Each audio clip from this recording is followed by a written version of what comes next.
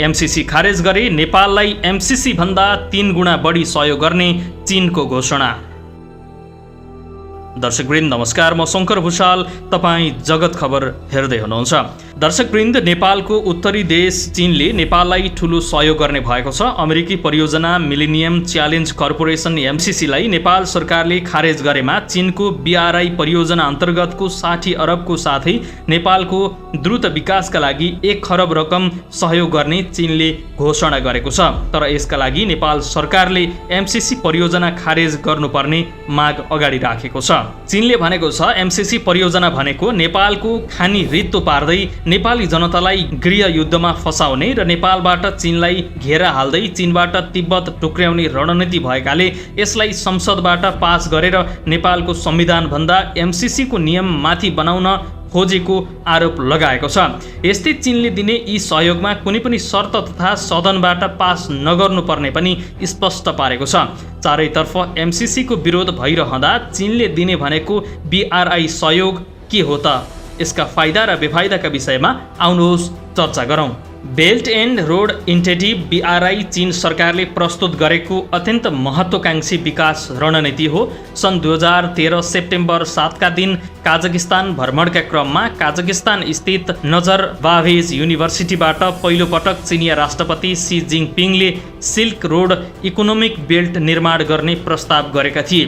त्यसको 1 महिनापछि अर्थात् सन् 2013 अक्टोबर 3 मा इन्डोनेसियाको भ्रमण गर्ने क्रममा दोस्रो पटक राष्ट्रपति सीले 21st सेन्चुरी मार्टिम सिल्क रोड निर्माणको प्रस्ताव गरेका हुन्।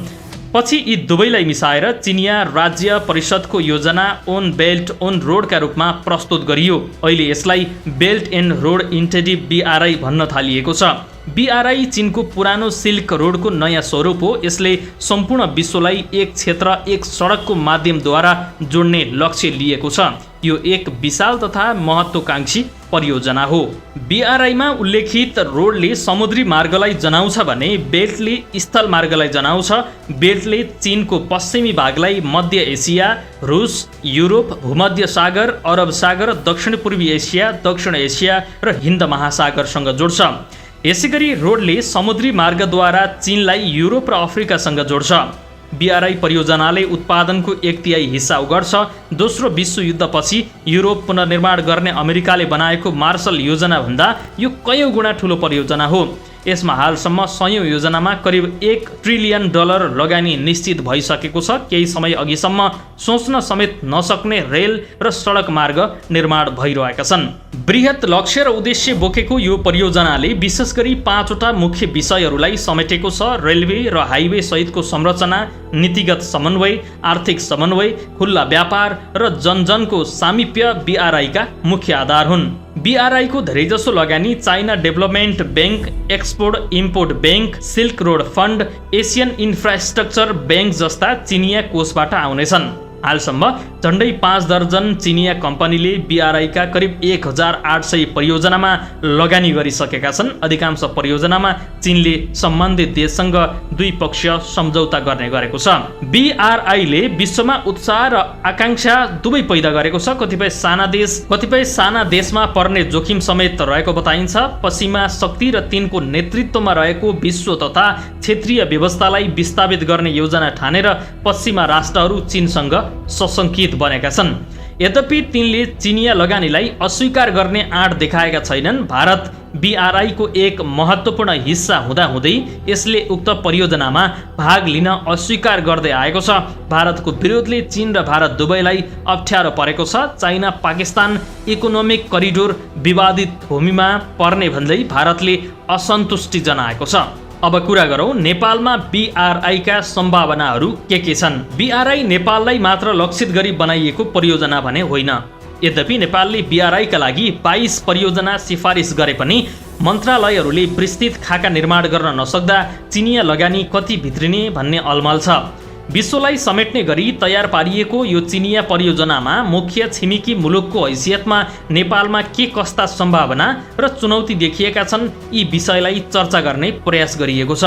विशाल राष्ट्र चीनका 20वटा मुलुक नेपाल जस्तै गरी सिमाना जोडिएका छिमेकी मुलुक छन्।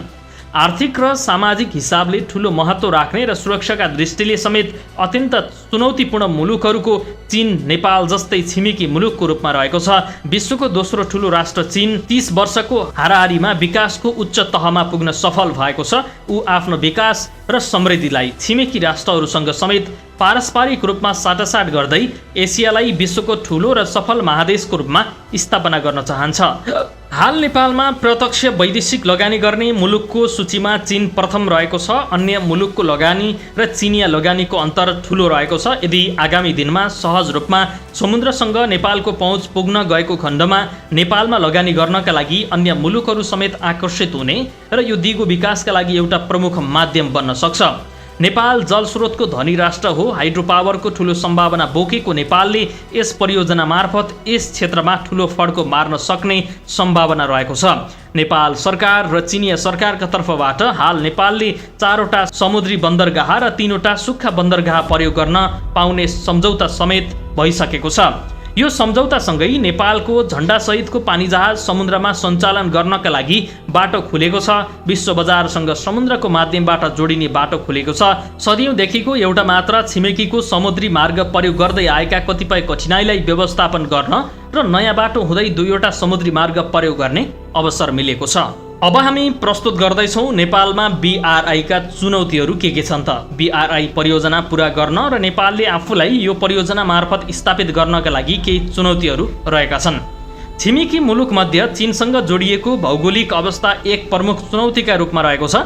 यही BRI परियोजना अन्तर्गत नेपालले केरुङदेखि काठमाडौँसम्म रेल लाइन जोड्ने योजना बनाएको छ। यसैगरी नेपालले दुवै छिमेकी मुलुकसँगको समुद्र प्रयोगका लागि अपनाउने नीति दुवै मुलुकसँगको समन्वय र सहकारी पनि त्यत्तिकै चुनौतीका रूपमा रहेको छ। दुवै मुलुकसँग समानान्तर रूपमा समन्वय गरी बन्दरगाह प्रयोग गर्न सके नेपालको विकासमा BRI परियोजना एक कोसेढुङ्गा साबित हुनेछ।